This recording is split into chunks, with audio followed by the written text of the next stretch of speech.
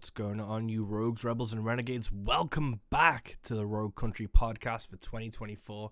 Thank you so much for tuning in. It means a lot. Let's get down to business.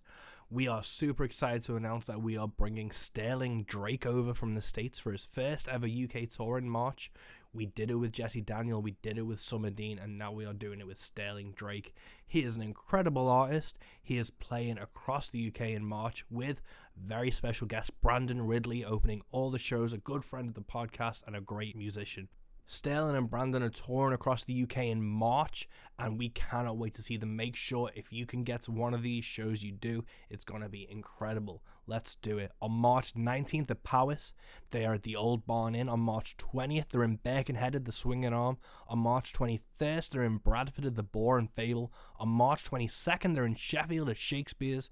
And on the 24th, they are in London at the Dukes of Highgate. These are going to be incredible shows. Tickets are now available for Powys, Birkenhead and Sheffield. Bradford and London are free entry. This is an incredible tour, but if you don't believe us, maybe you'll believe Summer Dean. She said this at our Birkenhead date in November. Because they're not going to bring you anybody that is shit, okay? And there is so much shit country. I'm not saying what I am or what I'm not, but I'm just saying, I want you to pay attention. If Rogue picks them to come here, then come and check them out. Even if you've never heard of them, just because you hadn't heard of them doesn't mean they're very successful, and it doesn't mean that they're not badass, all right? So please, follow Rogue, get on the internet, get on the Instagram and all the Facebook, and pay attention to who they have coming over here, because this is just a couple of guys who believe in it. And they're booking my hotels, they're getting us from place to place, setting up the PAs, and doing all of it for the love of country music so that you can have a chance to come out here on a Saturday night. And that is everything. And that is the truth according to Summer Dean. That was unprompted live on stage and it brought a tear to my eye. But the message is there. We aren't going to bring you anyone shit. Sterling Drake and Brandon Ridley are incredible country musicians, and they are touring across the UK in March at Powys, Birkenhead, Bradford, Sheffield, and London. We've got more dates to add. Tickets are available now. And if you listen to this podcast, if you love real country music, you will be at this tour. But we are not here to talk about that. We are here to talk about our guests today for episode 72 of the Rogue Country podcast. I sat down with Matt and Kevin at Rhino Productions, a film and content creation company over in the States, who are producing an interesting documentary that flagged up on the Rogue radar, and I had to talk to them about it. The documentary is called Where You Been: The Odyssey and Elegy of Luke Bell. If you're a country music fan, you may know Luke's music. He released an incredible debut album in 2016, released a single in 2021, and then unfortunately passed away in 2022. It was an incredible life with incredible music. He left this huge shadow in country music. Whoever saw him live, whoever listened to his music, instantly fell in love with it. And it was one of those characters and figures that you don't know where he could have gone, but you knew it was somewhere special. Tragically, he left this world too soon, and to see this documentary pop up only 2 years after his passing was a really interesting thing. So I had to talk to these guys to see why they loved country music, why they loved Luke, why they wanted to make this documentary in the first place. And this was an incredible chat with Kevin and Matt. I can't thank them enough for making the time to talk to me. Their project is live on Kickstarter now. They have 14 days to go at the point of recording to hit their target to get this film fully funded. You can go back at Kickstarter.com. I will include the link on the podcast as well. But this was an amazing talk about country music, why people love country music from all walks of life, and why people love Luke Bell's music. It was an amazing talk. I cannot wait to share it with you, and I'm about to share it with you right now. So let's do it. Episode 72 of the Rogue Country podcast with Rhino Productions, Kevin and Matt. Let's do it. So we're rolling, and before we kind of get into where you've been, the Luke Bell documentary and stuff, I just want to talk about your origin story. How did you guys meet and, form Rhino and start working together? Where did that kind of originate from? Yeah. So the quick version of the story, I guess, is that I started Rhino about 13 years ago with very little to no experience in creative work, and just kind of fell into it and really kind of went all in on making it the best possible thing I could. Matt's been around for 5 or 6 years feels like way longer than that. Yeah, it does. But 6, I think, is this year. So Matt actually came out of like a mythical figure into Rhino's existence. So we always try to look out for really awesome, talented people. And Matt was originally from Minnesota and then was down in North Carolina. And someone I knew from a previous job had been saying to me like, hey, you should meet my sister's boyfriend, Matt. He's a great guy. He's really into videos and he's looking at moving up this way. And then, so we kind of hit it off on a couple phone calls, and then they moved up here and pretty much walked in the door. Yeah. And I saw what his work was and the type of guy he was. And we immediately like let's make a spot for him on our team. So Matt's been with Rhino for that length of time. And just really quickly rose is whatever roles and more responsibility and like creative work. He's always leveling up what we do creatively. So that's I don't know. Thanks. Yeah. Yeah, my first month at Rhino, they pretty much put me in an airplane and shipped me to Texas for 3.5 weeks straight or something. That's a couple different things. We just said, we got a project, go. Right. And so, yeah. Yeah. And what was it about this kind of field or medium that inspired you both to, take like work in this and pursue this as a career? Because it's a really interesting thing that as content creation and photography and videography, they're more important now than ever in like the internet age. And if you guys, obviously you've been around so long, you must have kind of seen the reliance kind of come in from that. You must have been in a good position to start so early and kind of be ahead of the curve almost. Yeah, that's funny because you're right. And I have reflected on this a lot.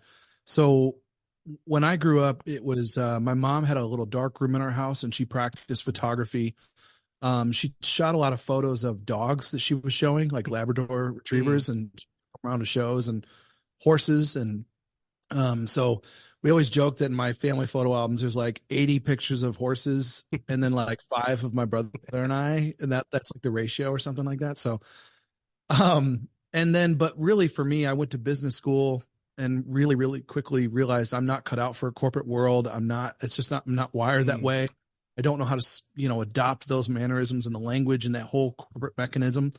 So I struggled for about 4 years after college to find my way, and then really just fell into media and photography really. And it was one of those things where like, as soon as I did it, I went, this is exactly what I'm made to do. This is exactly what I've always loved and all this, but I never thought it was possible. And then, I guess we've really rode a few waves over the years.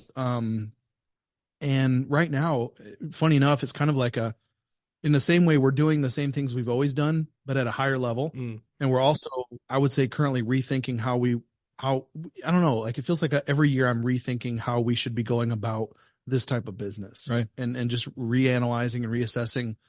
And I don't know how else to do it because it is changing constantly how people, consume media, how stories get told. Yeah. For me personally, the film medium was an interesting path because I played music for a lot of years. I toured in a band for a lot of years, and that was always my creative outlet.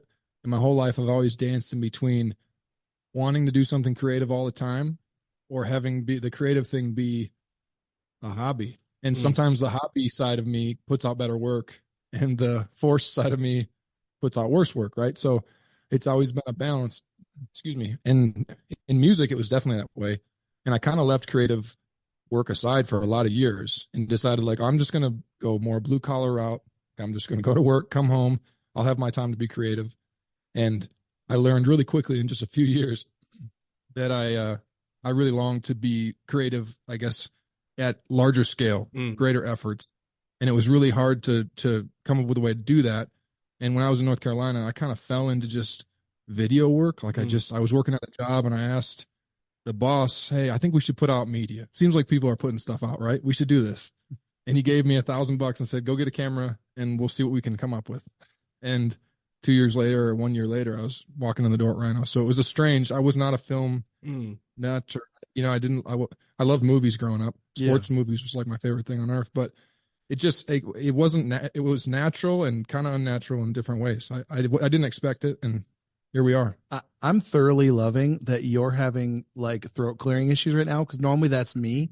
And like, I'm normally the one like clearing my throat constantly, so Okay. I'm like kind of enjoying that. Matt's afflicted right now, but you gotta get some Diet Coke in him. Matt, but here's the thing, Matt's one of those guys though that's like really good at whatever he wants to be good at. So anyone here at Rhino and around here knows that Matt's just he's gifted at lots of different things athletically. He's one of the nicest, kindest guys you'll meet. He's huge and he's just like I don't know, he's a big warm teddy bear, but he's really, really good, takes things really seriously. And right now he's anytime I have a project that I want to do or I want to be involved in, I'm usually riffing with Matt in the early stages to kind of map through it. And this project with Luke really started that way too, because I said this recently, we were talking, I've wanted to do a country music project pretty much the entire time that I've had this media company, but I didn't really know what lane to go down or what story I was trying to tell. I just was fascinated by the genre of country music, what makes something country versus not, how do you get into that club? And because I grew up in the Midwest here in America, I don't have a Southern accent. There's lots of people around me growing up that did, but they were kind of the rednecks. And I was a country boy, but I didn't have that drawl. But when I listened to the radio back in the 90s, everyone had that drawl. And so I always thought maybe I could do music, but I couldn't do country. It wouldn't feel right. Felt like an imposter. It felt like an imposter. Exactly. And so I play in a band too, or I have over the years. But I've never really thought, I could do country. And so that lane started opening up in that conversation here at Rhino, because when Matt came along, he was one of the first people to ever work with me here at Rhino that actually liked country too, and didn't just, joke, think country's kind of a joke or whatever, cause I've had so many conversations over the years with people that, say, oh, I love every kind of music, every kind of music except country. And then they do that, like, except country. And I'm like, well, what's the issue there? And they usually have a list of problems like the twang or the cliche-isms or, however you want to say it. But, I find that most people, when they really dig into what I would say is like true, authentic country music, usually fall in love at some point, whether it's like, Johnny Cash is kind of like a gateway drug for a lot of people. But once you hear Merle Haggard, you hear a few of his songs and you're like, it changes your world a bit. So, yeah. And even transitioning to more modern day, like there's so many what I call underground country artists, I guess now, alternative country artists. Doing amazing things that you could surprise nearly anyone on the street with, and say like, make them go beg the question like, oh, this is country music. It's just different than what people think it is. And if you're not aware of it, how would you ever know? Yeah. So, yeah. Yeah. So, well, I want to add one other thing too there. Sorry. One of the things that I think really opened up this project, and I won't get into it yet, but I'll just say, what Matt started doing, I wasn't really familiar with the underground scene like he was, and he had seen a bunch of artists and been to a bunch of shows, and he would share people with me. And then I remember he showed me Charlie Crockett way back, and I remember I didn't quite get it at first. And I was like, "What's up with this guy? This guy's he's a character, and I didn't quite get it. I adore Charlie Crockett stuff now, and I'm a huge fan. But anyway, it was like once we realized that what's happening with this underground scene is it seems like my thesis was this, the lifestyle that seemed to embody country music and like the poor, like rural people of America in some ways, like, and I think it was like Jim Morrison that thing where he talked about like the authentic American music is, you have jazz, you have blues, and you have country, and blues is like poor black man music and country's like poor white man music or whatever. And that's kind of how he framed it. And in a sense, like I've just noticed as America becomes more changes over time, there just aren't that many people that live an authentic country life that you can then rise up and become this singer that people can look at and say, you really lived out those songs, or you really, were a cowboy or whatever it is. But now you have this outlaw or underground indie country where it feels like maybe they didn't, but they love it and respect it so much that they're willing to adorn themselves with the guise of it and live out the role out of reverence, not in a mocking or in a parody sort of sense. And so that's what kind of got us thinking about country music as a film again, and the kind of we'll talk about how we got into Luke, but anyway, yeah. No, I think that's an important thing. And I think hearing kind of your perspective of it, especially the Southern accent thing, as you know, I consider myself a UK country artist. I have lots of country artist friends who are from, you know, England and Wales and stuff. And it is one of those things when we share our music on kind of American boards, people instantly say, oh, you're putting on an accent, or you don't have an accent, so it's not X, it's not Y. And it's one of those things where I think the heart of it is what you're saying is, even if you didn't come up in that necessary way or from that background, when you have that kind of sincere love for it, it resonates through the music. And it's one of those things that it is really kind of taking hold internationally. I know there's like a great country scene in Australia now, and it is one of those things where it is kind of a love for the music that's really perpetuating those things. But with country music, obviously you said you guys have been country fans for a long time. What were the artists? Obviously you were talking about Mel Haggard. Were they the artists that you kind of grew up listening to and then kind of went from there? Yeah. You want me to start or you start? Yeah, I'm trying to dig up all these artists, so maybe you go on. Yeah. So here's the thing. When I was a kid, we listened to the radio and we listened to cassette tapes. And so my uncle got my mom into Garth Brooks. And we listened the hell out of Garth Brooks's cassettes, the first album, which is definitely the best. But what I always joke with my kids, because I never grew up with a car seat of any sort. Like I never once sat in a car seat. We just laid on the floor of the truck. And I remember like we'd go on these long trips. They felt like long trips. Maybe it was just up the road or something, but I would sometimes like lay on the floor of the truck and it was warm and I could hear the highway sounds. And I remember like listening to Garth Brooks. And then there was like a classic rock tape we had that was like Creedence Clearwater and Motown music. And then like from there it was George Strait, Alan Jackson. I sincerely love Aaron Tippin. Like I'm a huge Aaron Tippin fan. Like the amount of twang that Aaron Tippin, the amount of like conviction and hit, I just love those 90s Aaron Tippin songs. You go back and look at that mullet he had is insane. And so now for me though, I would say my top, it's like Dwight Yoakam. I just think Dwight's the freaking man. And I actually really love the band Confederate Railroad. And like that, their sound, like, I don't know, they got a killer 90s country sound. So I don't know, I could probably go on and on, but to me, like that was on the radio. And that's what I loved. Right. Yeah. I think I kind of grew up a similar way. It was whatever CD or tape was in my mom or dad's truck. And like my mom loved Randy Travis. So I fell in love with that kind of just low, classic, beautiful sound that he makes, Yeah. And my dad had a lot of range and influences a lot. He was a big country music fan, big like rural music fan, I think is the best way to put it. But he loved stuff like everything from the Allman Brothers to the band to Black Hawk. Like I'm trying to think of maybe some even bigger acts, but we definitely had like the Garth Brooks, the George Straits, all the classics. And then I had this moment in my life where I kind of turned away from it. I was like, this is. You hit that age where you're like, forget this stuff. Like that's what my parents listened to. And I turned into kind of the punk rock scene and the hardcore music scene. And that's a lot of my life I spent like that. And then after playing all these loud shows consistently in these heavy, loud bands, I'd usually go back to the van or back to wherever hotel we were at and just I'd pull my acoustic guitar out and I'd go back to those songs that I learned fireside sitting with my dad. So it was kind of I was like reawoken to country music in a way, and that's when I started to really find my sound. I don't connect as heavily. Like Randy Travis is way up there in my gut, but I don't connect as heavily to those bands maybe that I heard always growing up. It was like this moment that I was reawoken to this genre of music. I just dug so hard into it and started to find pieces of myself throughout the process and built my own. What I call now like this is me now. It's the Matt Bakken experience. Yeah.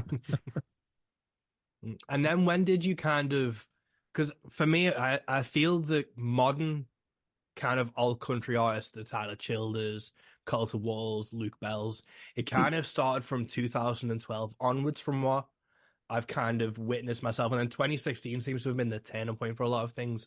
What was the kind of got you into these newer artists and discovering this music again? Yeah. You should start that. I got this thing. So yeah, so the turning point for me was, probably the biggest record that turned me into this whole scene was High Top Mountain by Sturgill Simpson. I was lucky enough when I was playing in that hardcore band touring, I had another drummer friend that we were on tour with say, like, we were in Lexington. He's like, the second we're done with this show, drop everything you got, put on a clean shirt. We're going to a show. And he was from Lexington. He pulled me to this small bar in Lexington, and who was on stage but Sturgill Simpson playing with Sunday Valley. And it was a record release show for Sunday Valley. And I remember what a cool room to be in. First of all, I just luckily got to be there and being like just falling in love with his voice. But you had never heard of him. Right? No, it was my first experience with Sturgill Simpson.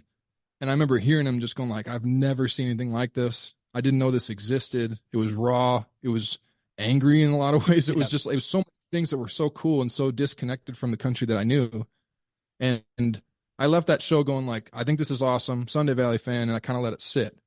And then when Sturgill Simpson came out and High Top Mountain dropped, that really like opened to me. I heard that voice I loved again.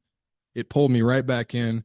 Take it all the way to meta modern sounds of country music. When that album came out, I feel like it was probably one of the biggest moments in alt country history. Call it like that. Was Sturgill really paved a path for a lot of people, in my opinion, and so many great artists kind of followed those footsteps, right?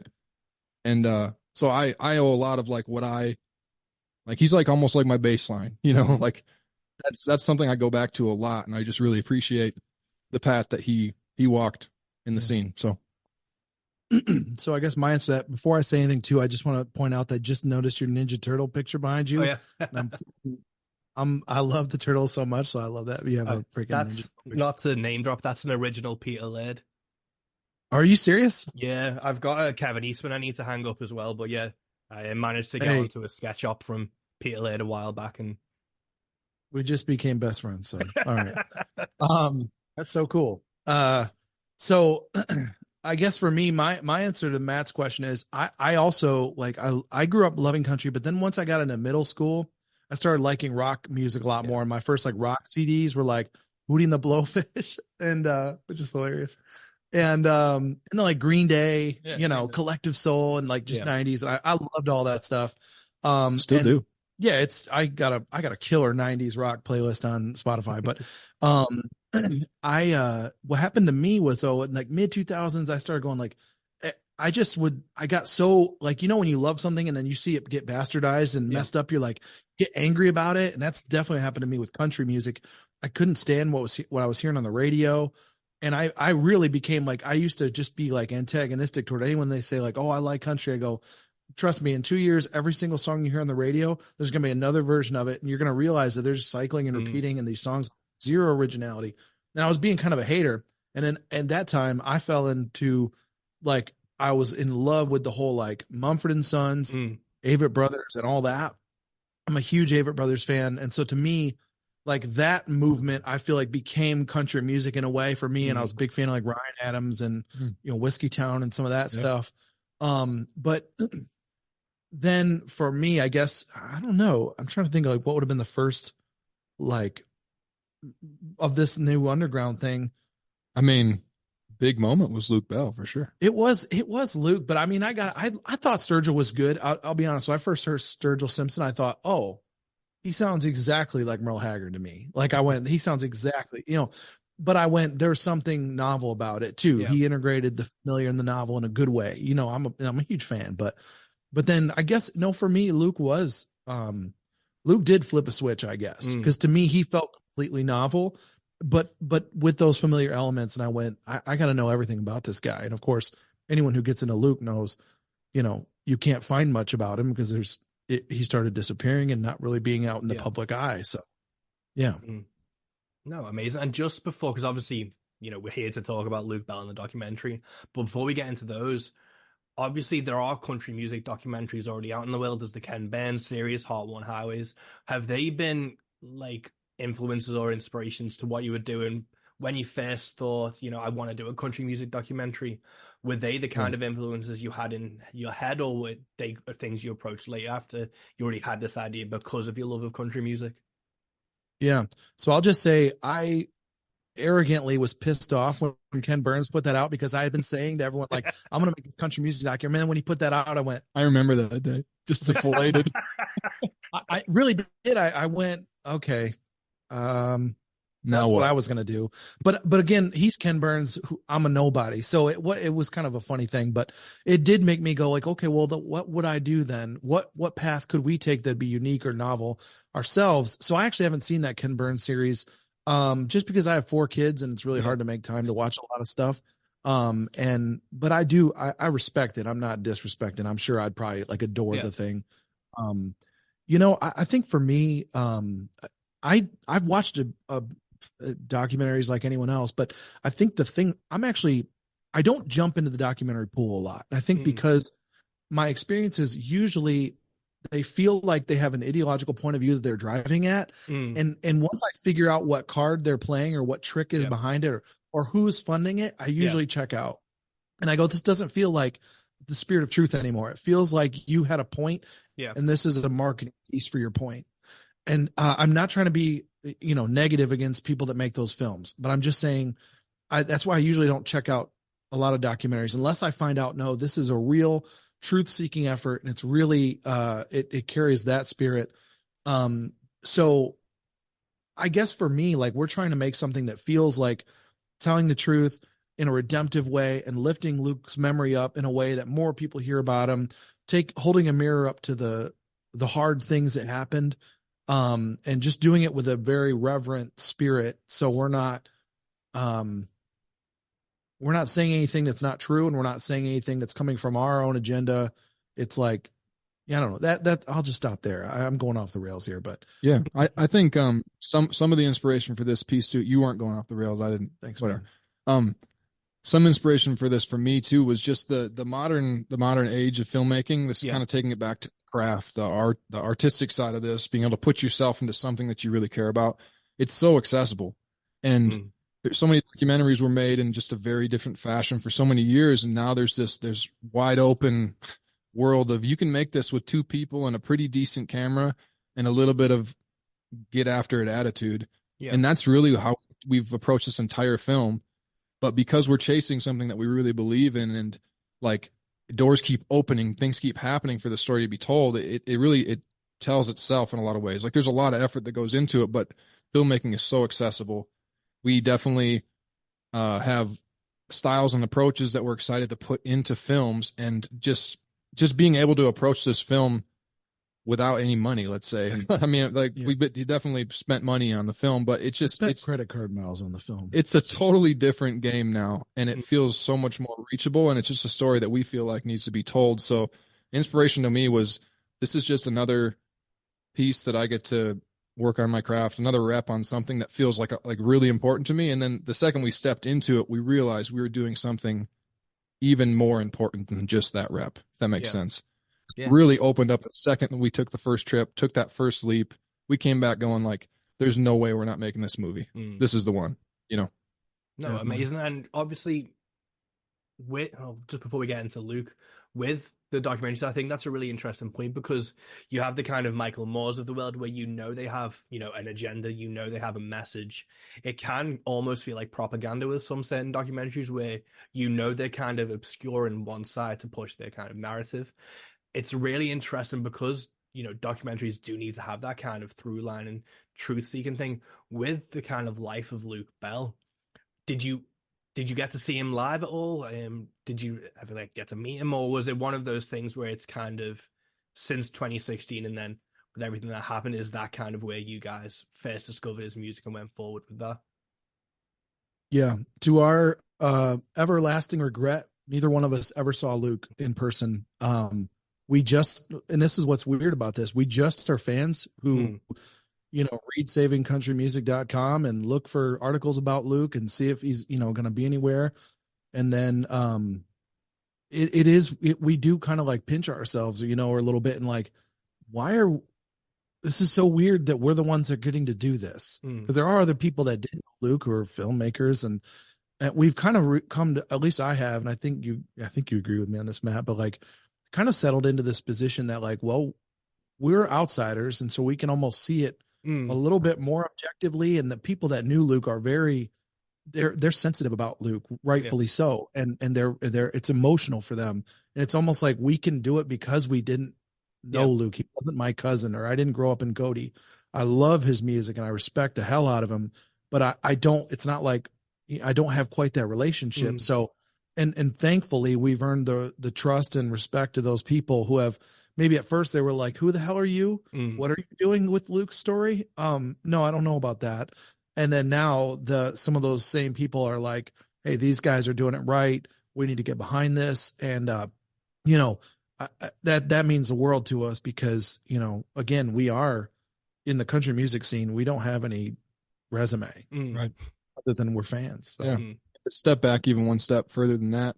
When we were unaware of Luke's situation, and everything that was going on in his life, like we had talked a little bit jokingly, but kind of serious about like we should find Luke. We wanted to meet and see Luke that bad. We just thought he was awesome. We thought he was, what's the word you use? So so himself. He's like the chosen one. I think he said one time. But it's just he has like a thing that is just Luke Bell. He's so authentic through and through.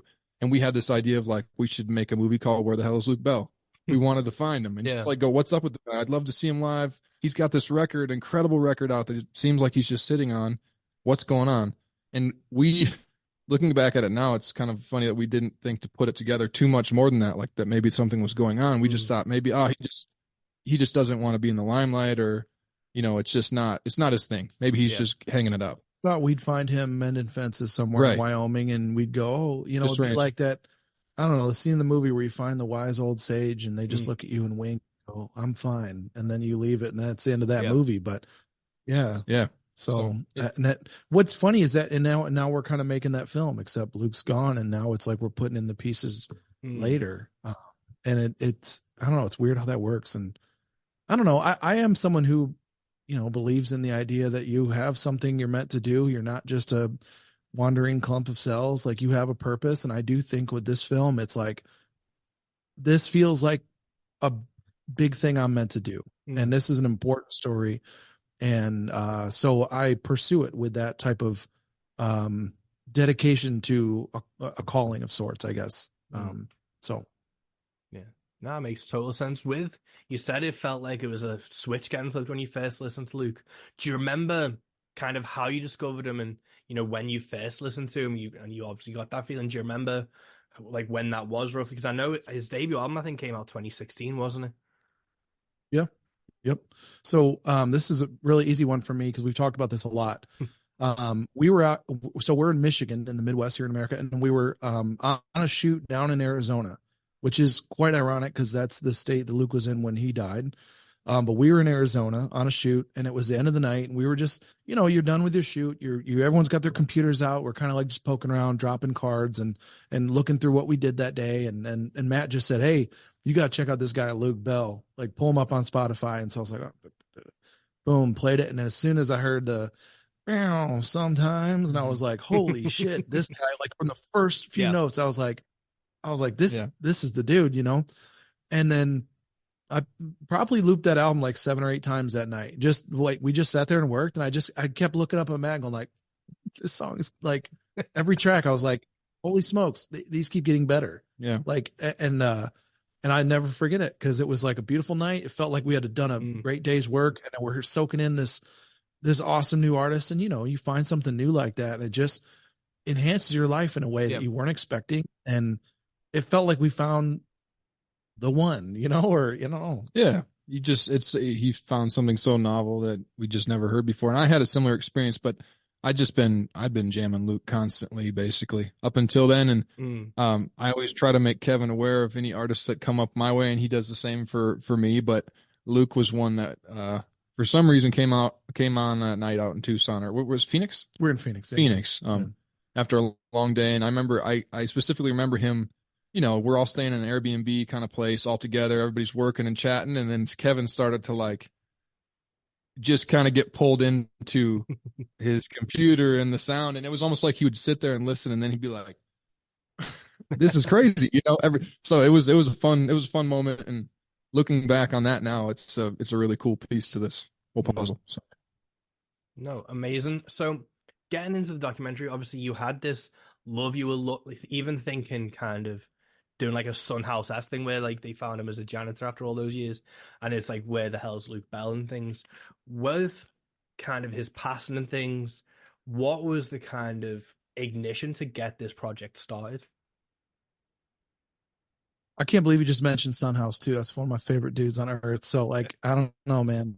Okay, maybe I'm not that unique. Maybe we're just okay. Anyway, so I so how this happened was okay. So your question is how this whole thing get ignited. So now you've heard all the backstory. So here's basically what happened. Years ago, I had reached out to Saving Country Music because I wanted to make a country music film, and I just thought he seems like the guy who I'd want to talk to first. He seems like he's got all the connections and he knows the industry in and out. And I had sent this email and I said, I'll be in touch. And I never got back to him probably because Ken Burns' film came out and I was discouraged. I was discouraged. Just, life gets busy. I have kids. We get this business and we're busy trying to get paid and stuff. Passion projects sometimes fall by the wayside. But then when Matt and I were talking again, we're like, we should reach back out to, I have the email sitting there. Why don't I reach back out? And I emailed him and had a really good conversation. I remember I was driving around in my truck and I finally pulled over. I was at like a Goodwill, like a little retail shop. I parked in the parking lot and just sat and talked to him on the phone for like 25 minutes and just went on and on, shared my heart and my thoughts. And then he's like, well, man, I'd love to, sit down sometime if you're ever in Austin. And I said, well, we might be actually coming down there for this thing or that thing. And he goes, okay, well, I don't want you coming down just for me. And I said, no, we got another thing going on. And that was a lie because we definitely were like, we're just going to go down and talk to this guy. We just felt like he was such a linchpin to everything. We're like, let's go sit down and put him on camera and talk. And then what happened was we got set up at this legendary Texas dance hall called Green Hall. And it's kind of where George Strait came up, and you can see pictures of him as a young man in the early 80s on the wall and all these legendary acts that have played there. And we had done this 2-hour conversation, and it was just like the same, like Matt's running camera. I'm talking to Trigger from Saving Country Music. And every time he would answer a question, we were just like, he was nailing it. Just like, you're like, this guy knows this stuff inside and out. And we were a little nervous that he's a writer. Maybe he won't communicate as well on film. And he was just nailing it. And I kept looking over at Matt like, can you believe this? Like, this is amazing. And then we got all done. And we do this thing at the end of every shoot. It's like, did I miss anything? Like, did we cover everything we wanted to cover? We came all the way down here. And then I think maybe Matt just kind of looks like, well, do you want to ask him about Luke?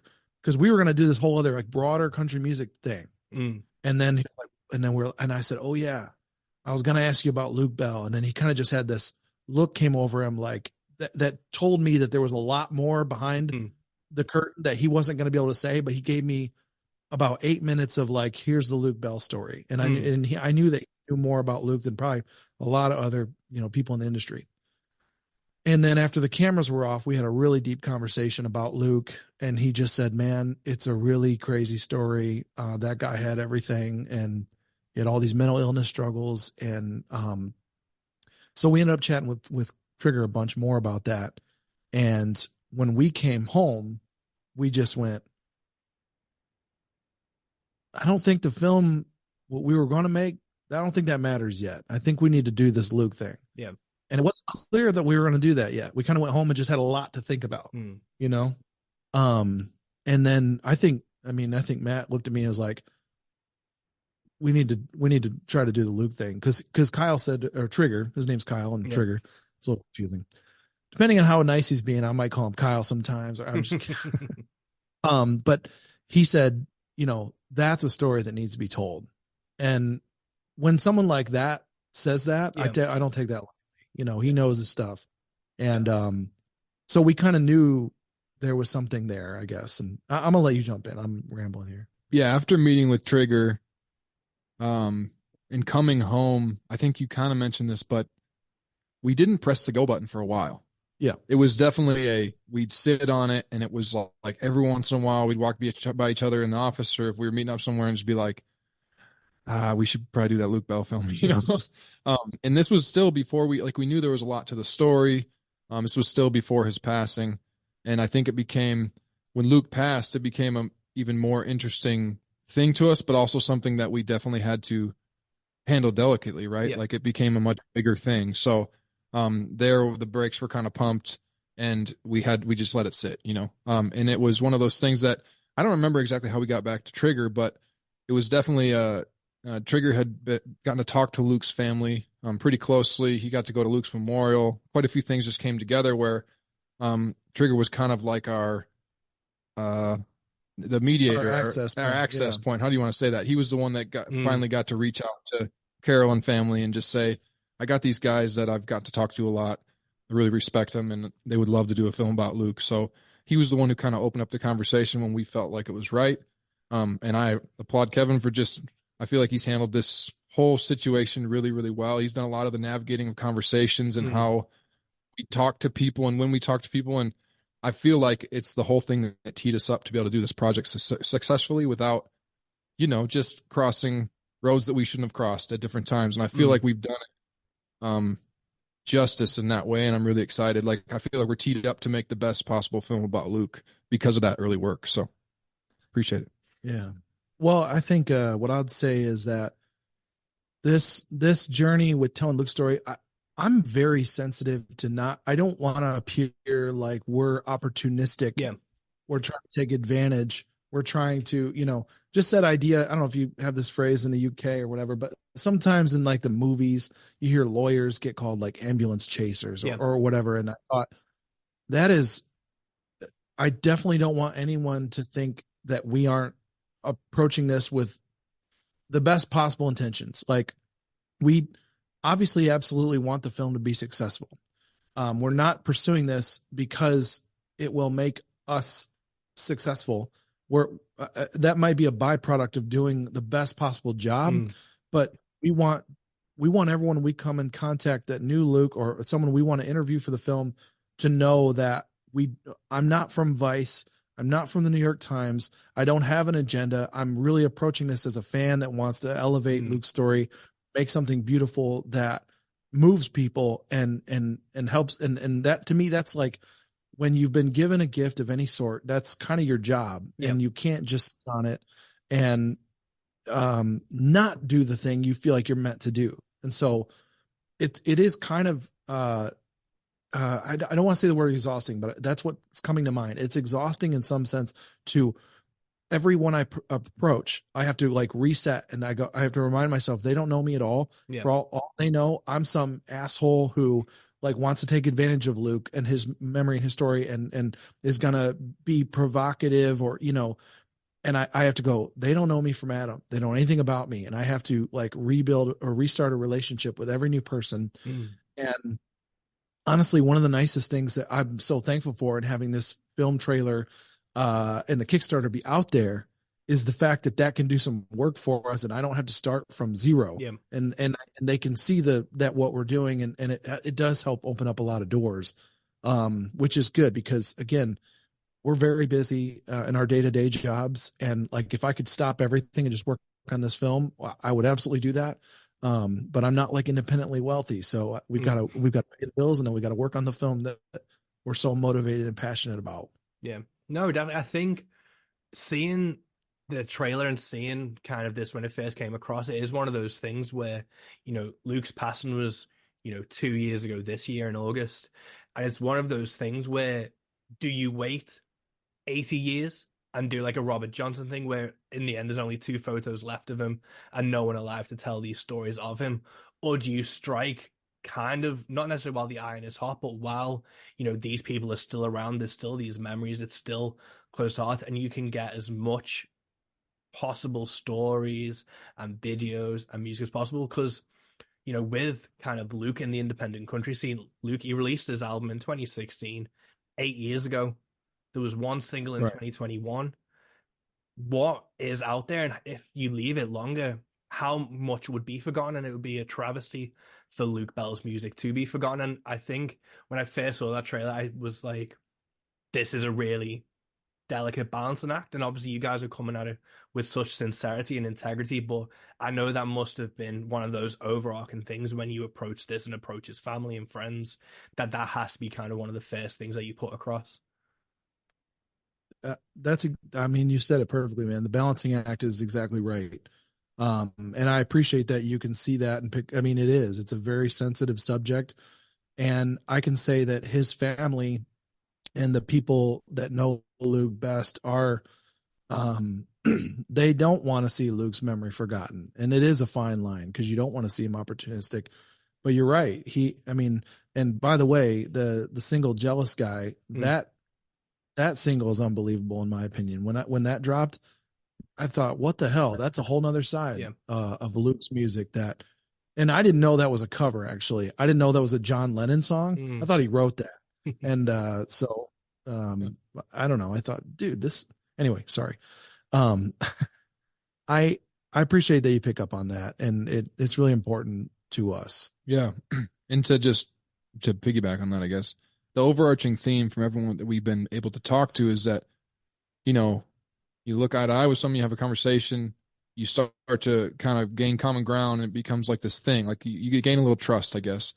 And it feels like overall people are really excited for a truth-seeking documentary that can, whether it answers questions or whether it just helps to kind of finish the nail in of what they thought about Luke, or the feelings that they had about Luke. There's so many shared experiences, and there's also a lot of new experiences. I think everyone that's going to be able to watch this film that got to take part in Luke's life physically will be able to see the Luke that they knew really well, but they'll probably also see more than that. And I feel like it could create some bridges. It could close a lot of things for a lot of people in a lot of ways, and remember Luke and his legacy in like what we're trying to do is the most respectful and reverent way possible, So it feels like people, after we talk to them, are very excited about the process, and I'm really thankful for how gracious people have been, and even sending text messages after to someone new to say, hey, these guys, they are working on this film about Luke. We've had a lot of that too, where people have recommended us to other people, gotten in touch with them, helped us get through that door. It just keeps opening up, I guess. Yeah. What I'm trying to say. Well, and I want to say a big part of Luke's story is that he changed a lot from what he was as a young man. And then when his father died, people started to notice that Luke was changing. And then, the way that mental illness works, it's not like this line graph that goes downward or something. It's like, but Luke was changing. And I personally can empathize with Luke's situation, because one of my very best friends growing up, when I hear stories of Luke, it sounds a whole lot like one of my very closest friends. And I know when I see the look in their eye, when they say, we didn't know what to do, because you watch things in retrospect, and people are going to watch this film. That's another thing that's important to me. People are going to watch this film and think, well, why didn't you just do this or this or this? Why didn't you give him on this drug or put him in this institution? You cannot force a human being to do those things, especially when they're maybe paranoid or hearing voices or whatever it is. Like, it's extremely difficult to be in that situation when someone you love is struggling, and you can't, hold them down and make them take a pill or whatever. Like, it doesn't work like that. And so, I know the hopelessness that some of these people feel or felt about someone they really love, and then to watch them change. So as Matt was saying, there are different sides of Luke that different characters in this film know. And if you just talk to like one side, if I could say, like, it's not that binary, but one side, they would go, Luke is a total different person than this side knew. And just the easiest way to think about it is, everyone that knew Luke up until he started suffering, Luke was a magnet. And Luke, for ladies and for just people in general, like, Luke was a party, and he was always about having a good time and people having fun with him. And he loved to make people laugh and get up on stage. And that was the Luke that became the Luke Bell, in a sense, that we knew. And then when he started shifting, he became very shy, did not want to be on stage, didn't want to be around people. It stressed him out, and he felt like people were after him or whatever it was. I don't want to mischaracterize that, but it's so wild to see the difference too. And I'm sure if you look on YouTube, like, you can see like the early Luke compared to the later, it does feel like he's an entirely different character. So we're trying to handle that carefully, but the deeper we get into it, the more we're like, feels like we're making a movie about several different people. Yeah, I think that's got to be one of the hardest things to see, because as a fan, you hear the record, he doesn't or he didn't play live that much. He was like those rare Yeah. appearances, so there wasn't an overarching sense of who he was in the public eye. Really, he was, even when he was alive and Rogue Country knew about him, he was that kind of cult figure of he's played there and everyone, there'd be a buzz. And then, he'd released that single in 2021, and then there was like, is there going to be an album? And there was that. Again, there was that excitement. And it is one of those things where you just don't know the struggles people are saying. And it's harder with kind of country music. Like, I always think, like, I'm a huge Linkin Park fan. And in hindsight, after Chester passed, you listen to those lyrics and it's so obvious, it's clear as day. And you do go, well, why didn't so and so do that? Why didn't they do that? Why didn't he get this? But when it's happening and you can only consume what you can consume from them, you don't think about those things. You think, country music, it goes kind of hand in hand with mental health issues and substance abuse. Is that truth? Is it a character that he's singing about? And the lines blur so much that it's only in hindsight you can see the roadmap that was ahead of itself. And it's a really tragic kind of viewpoint to have, really, because there's nothing you can do about it at this point. Yeah. No, I that's really appropriate. I think we've thought that a lot, and really one of the earlier creative inspirations for this film was, I don't want to, it was almost like decoding the lyrics and saying like, what's he trying to say here? And, in retrospect, you can see, and I think actually I'll say this too. What's interesting about the album that exists is main LP, that really, you see both Lukes intersecting at that album. That album is like, it's not the old Luke, it's not the new one. It's like this middle one that pulled it together to put that album out. And that's interesting, and there's a lot in that album where, we've talked to a lot of people, like with the title of the film, Where You Been is kind of the song that people really get emotional about. And some of his family said, I can't really listen to that song anymore. Right. Without getting really bent up about it, Yeah. And so I think something that's really interesting about that too, that blurs, like you said, blurs the line. You can only see this in retrospect, but Luke was always a rock star with his guitar. It did not matter at what stage he was, what it was in his life, how he was feeling behind a guitar. He always put on the Luke Bell show, in the sense that anyone that passed by fell in love with the guy with the guitar in his hand. So he always had like this safety, it felt like. And if you look at the videos, like, he's still rock solid no matter what. Does not matter what the year it is. He puts out unbelievable moments. Some of those last videos he made when he looked really rough. Yeah. That's like on some porch somewhere, and he's got these big mutton chops. And he did a cover of that Prodigal. Yeah. That's one of my favorite videos of his, when he covered that song. Right. And that makes it so much harder to even, how would you ever be able to see that someone was suffering or hurting if they're still doing something that's so difficult and so mind-blowing to so many people? Like I couldn't do that, with a mastery too. Yeah, with like, mastery, with a like saying really profound simple truths though through music and through that expression. Right. It's exactly right. Yeah. Like, how could you know? It's almost like, is he putting on an act that he's suffering? Right. I mean, I talked to someone just the other day who was from Cody, and this sounds almost insensitive, but he didn't mean it in any way like this. But he said, I grew up with Luke, and when he started some of the later years, some of us were almost thought, is he playing a prank on us? Is this is he really with the Southern accent? This feels like a joke, I don't know how. I mean, I can understand that place that people would think like, this doesn't seem real. You know? So yeah, it's hard when, if there's a microphone in front of someone or there's a camera in someone's face, whether they want to or not, it will become a performance. And that is, if someone knows them pre-performance and pre-kind of career, they'll always have that kind of question and that kind of filter of, well, that's not the person I know. And it's a really interesting thing to see with the kind of footage you were shooting. When did the truth of like your documentary come to you, or did you have kind of an idea of the narrative and truth you wanted to tell first, or did it come to you along the way? Still coming to us, I feel like. I think it's still taking shape a little bit.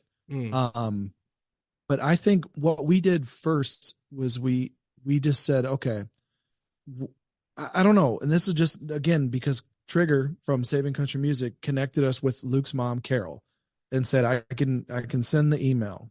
And he said a very nice email. And I reached out to Carol and I said, Carol, I'd just love to maybe jump on a Zoom call and tell you a little bit about what we're trying to do and share the vision for this. And you could tell, I remember thinking it was just me and it was Carol and her daughter, Jane. So Luke's sister, Jane. And I could tell, and you can tell when someone, they were like just listening to me, like, what the hell is this guy? And what's he trying to say? And can we trust what he's going to do? And I remember thinking, this must be incredibly difficult to like hear some stranger reach out of the blue and say, I want to make a movie about your son. And then, but we knew, like, we don't want to start with anyone else. Yeah. If we can't, because Carol, obviously his mother, his father's passed, and we thought there's no really where the story's going to originate with his mom. So we went out to Wyoming, and I would say from that moment we were just like absorbing a lot of new information. And I remember looking at Matt when we were in Carol's house and going like, "Can you believe we're in Luke's? This is Luke's house, or whatever." Yeah. And it was just so, surreal, I guess. And I think that Carol gave us such an incredible amount of like backbone to the film that we knew, like, okay, Carol, birthed this guy, right? And so she knows everything, and then she has all the hurt from when he started changing, and she was all the way to the end, there. And from there, it was like, okay, well then what's the other side? And so we realized and again, I don't want to present it too binary, but it's like, okay, the other side of this is Matt Kinman. And she told us, like, have you talked to Matt? And I said, no, I don't really know. I know who he is, but that's about it. And Matt's the guy in all the videos with Luke for the last few years of his life who's playing the fiddle and everything. And Luke and Matt were like a together duo kind of thing. And Matt took care of Luke. And when Luke would kind of disappear for a while or kind of have an episode of some sort, Matt would usually be the one to drop everything and go try to find him wherever that may be. And it took him to a lot of interesting places. And so they were companions and musicians, and Matt really kind of his caretaker in a way, and a mentor figure for Luke. And right. So we knew we'd go talk to Matt next, and that would give us our boundaries. Like, and again, I don't want to say it's like Carol versus Matt on the spectrum, but it's like Carol and Matt do represent the two different worlds to the most fullest degree, I guess. So. No, I can't even imagine kind of the strength that Carol must have had, because obviously it's not just losing his son in those circumstances, but then to kind of talk about it quite soon after and do those things. I know a lot of people of like that generation, and I know my parents and stuff, they're very kind of like emotionally guarded, and I think that's a thing where people can kind of not want to talk about these things, but when he has this kind of music and this legacy, it would be a disservice to not kind of share these stories and share his story in a way that can get more people to listen to and find his music. I think Carol has that perspective, and she's a really impressive woman. I mean, she comes from this ranching family. She knows hard work, like intimate relationship with hard work, growing up on the ranch, out there in Wyoming. And, but she's educated. She has, I think, her master. She was an English major, and then she has her master's, and she's a counselor now. So she's actually working in kind of the mental health field, like and that's something she went into in the last, I think, maybe 5-6 years. And, she's extremely well-spoken, extremely thoughtful. And, I understand what you're saying. Like older generation, sometimes, obviously my parents would have never done something like this. But Carol really just poignant and expressive and thoughtful. And she really nailed it. Not that it's a performance in any way, but we knew that she could speak in a way that what am I trying to say? That would benefit the film, and it would tell the truth in the way that we're pursuing it. That's all I'll say. I don't know. She really very impressive ability to manage her emotions. Like Right. she broke down and cried obviously many times, but she'd also, I don't know, had a level of self-awareness that she's like, look, I don't want to make it about me or, or my, and I don't know. She's a very thoughtful person. Yeah. I really appreciate everything Carol's done, and just sitting down with her. I feel like she found strength consistently in just wanting Luke to be remembered. Yes. She's like, she wants her son to be remembered for all the incredible things that she thinks he did and that we think he did. And I think us maybe opening that door and saying, like, people care about this guy was a really nice thing for her to hear as well, even though, again, you have to walk a really fine line to even have that conversation. But I think that's been kind of the grounding point for her, and she's done an incredible job. It's been really, I mean, I've just been really appreciative to even get to know her, and like seeing her is a great thing. You know what I mean? We have a great relationship with her. And last thing I want to add about Carol too, to just say how much I appreciate her, is that really early on, she took the lead, even saying like, look, I'm okay with you guys doing this film, and I'll help. I'll be on camera and I'll tell you the story and everything. But she said, I want you to make the movie you want to make. I don't want to tell you what movie to make. And I can't imagine how hard that would be to even like release that in a way and say like, look, you're the filmmaker. I'm not going to, manage this thing or, oversee this for you. I want you to make the film that you're making. Yeah. And, we appreciate that so much. And her and I have a really great relationship. We text often, and I do run a lot of things by her to get her perspective. Sometimes, and honestly, sometimes it's because she's the source of knowledge and she's the source of the information. Sometimes it's just because I want to pulse check and say, what do you think about this person or this situation? Do you know anything about that? And she'll either say, yeah, I never heard of them, or, which is kind of funny because you'd think, like someone I recently said, have you seen this photo? And she said, I've never seen that photo.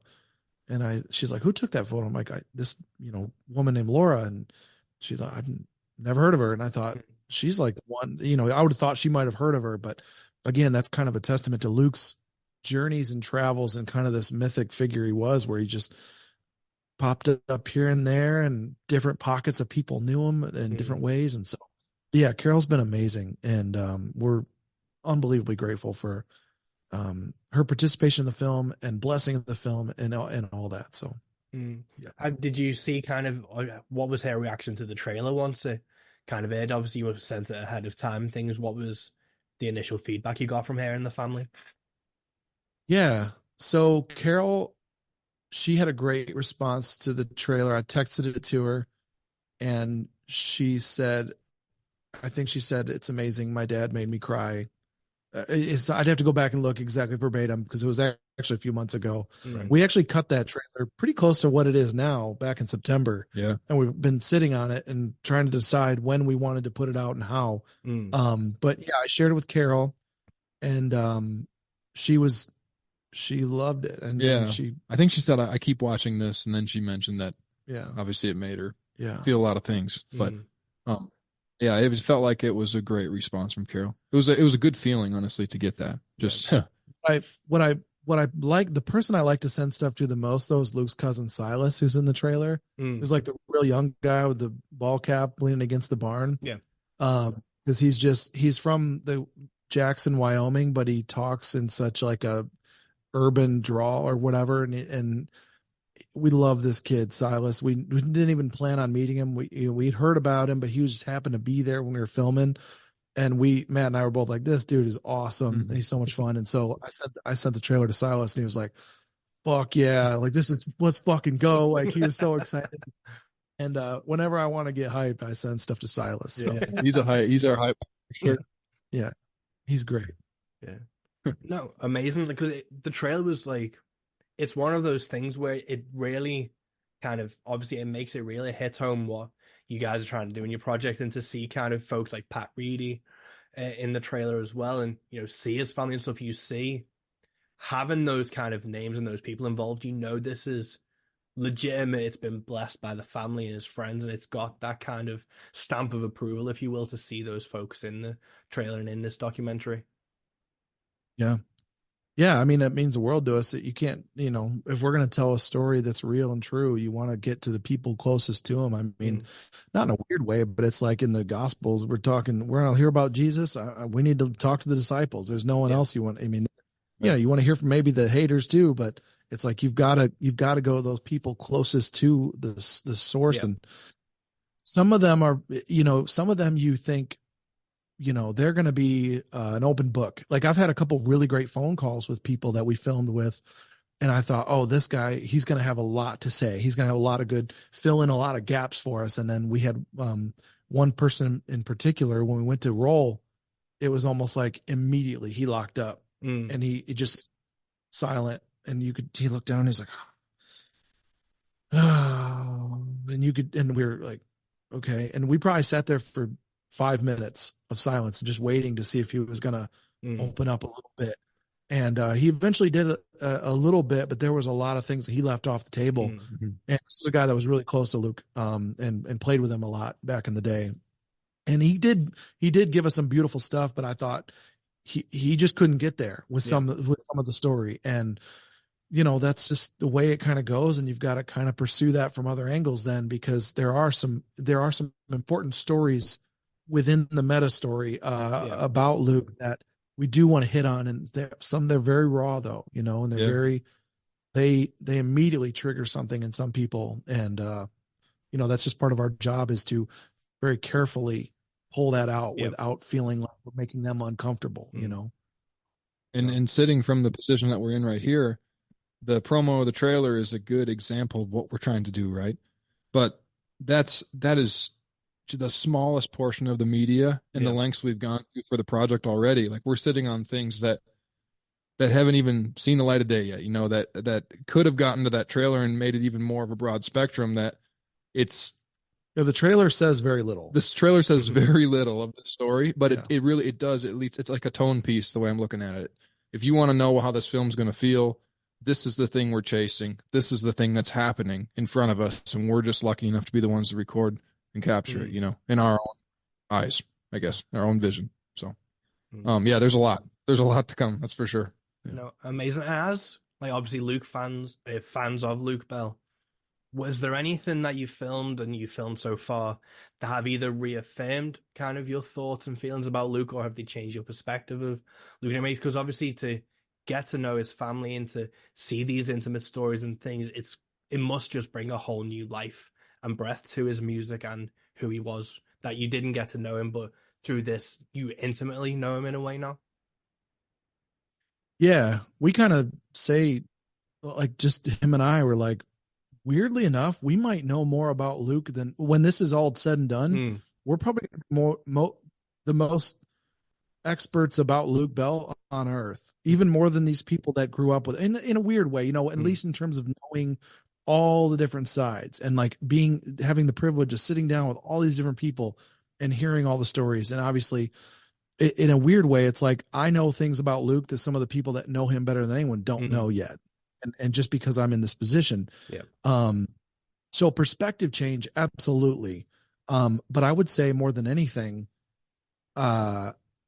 we feel, or I'll just say, I feel, like astonishingly, what am I trying to say? I feel astonishingly grateful to be in a position we're in, learn, do this deep dive into who he was, see what parts of him were a character, what parts of him were like the innermost Luke, and just try to pull all that apart. And yeah, I mean, deepening a love for his music, and I can't wait to, if some unreleased stuff comes out, I mean, I'll be one of the first ones to take a listen, I guess. But yeah, I don't know. Yeah, I think in a strange way, it does feel like we're getting to know him a little bit. I know we're never going to get to meet him, and I know that's not reality.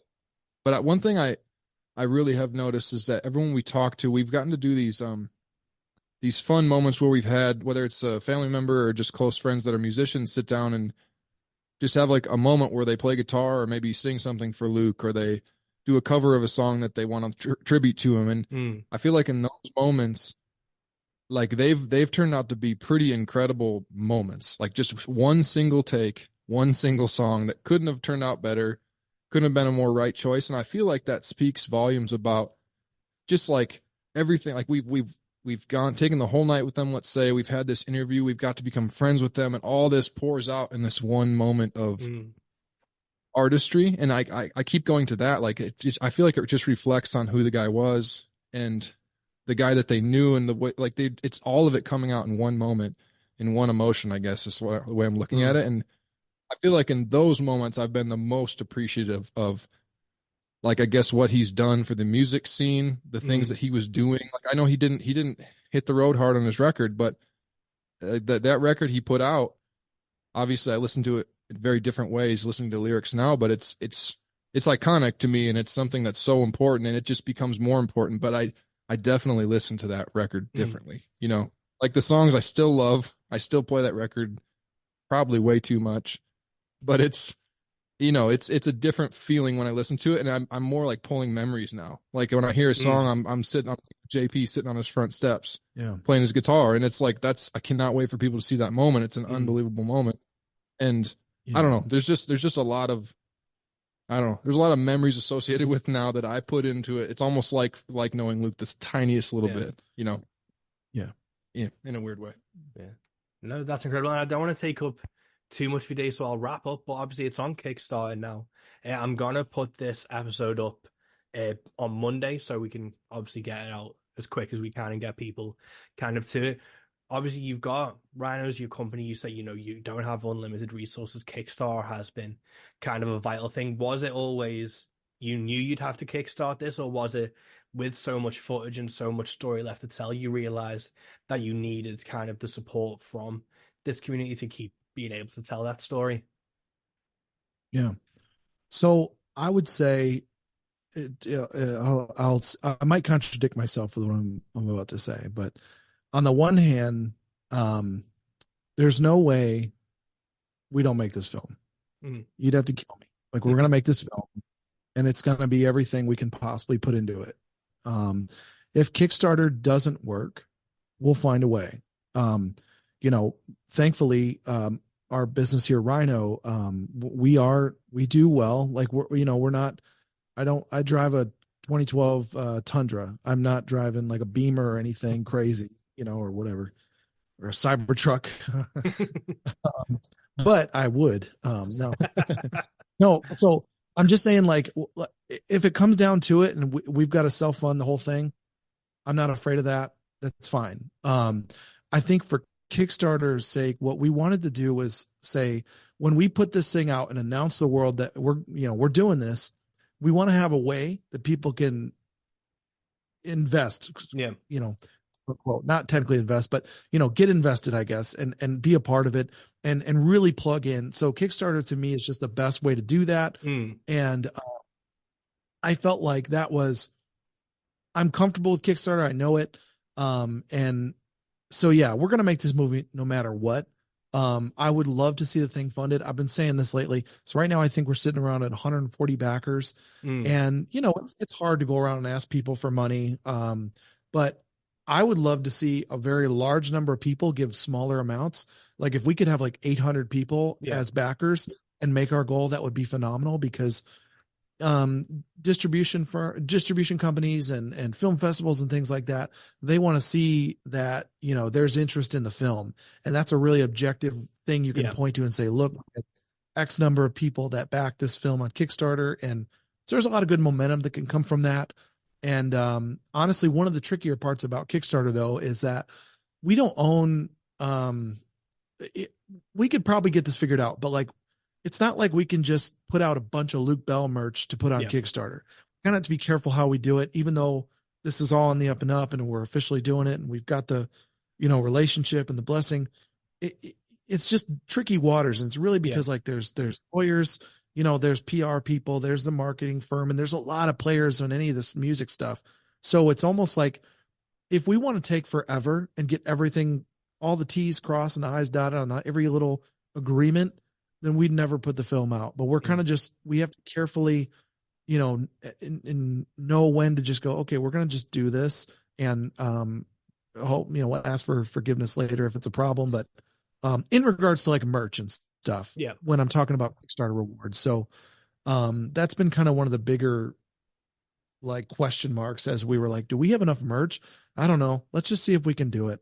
Yeah. So Yeah, I think Kickstarter to me was definitely about building a community, getting people excited, like taking just like giving a little bit of yourself towards a project you believe in, like that. There's nothing ever wrong with that. And yeah, the reality is filmmaking costs a lot of money, Yeah. and we're trying to bring as much value as possible to the people that love Luke Bell. So when you watch the film, every song that goes in there, it's licensing fee. Very Yeah. basic example.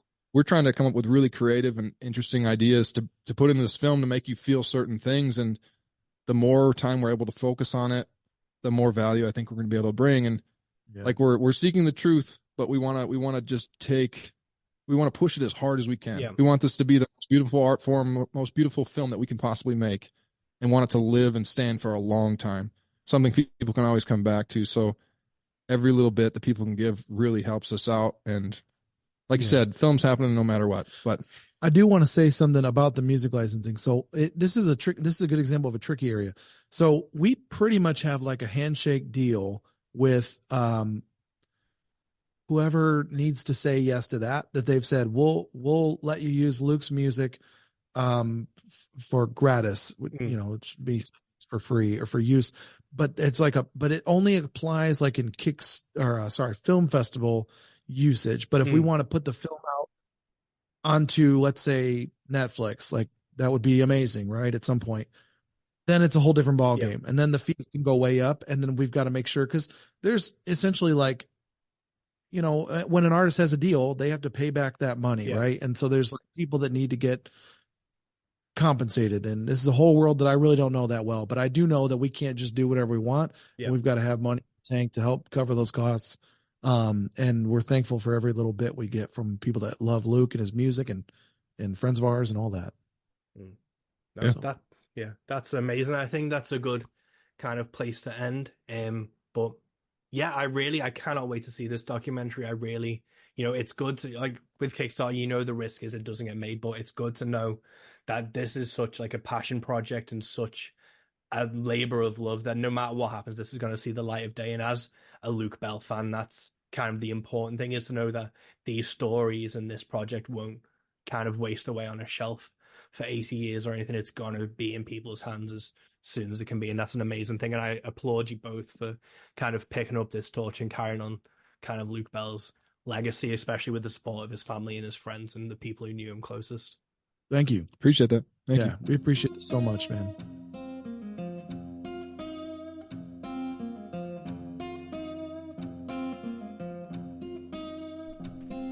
And there you have it. That is episode 72 of the Road Country podcast in the bag. Thank you so much to Kevin and Matt for talking to me. If you want to back Where You've Been, the Odyssey and Elegy of Luke Bell, head on over to Kickstarter. You can back it there. I strongly urge you to support that. I also strongly urge you to support the Sterling, Drake and Brandon Ridley tour kicking off in March at Powys on the 19th of March at the Old Barn Inn. Then in Birkenhead on the 20th at the Swinging Arm. Then on the 21st, we're in Bradford at the Boar and Fable. 22nd, Sheffield at Shakespeare's. And 24th, London at the Dukes of Highgate. Tickets are available now. Until next time, keep doing what you love. Keep supporting what you love. Peace.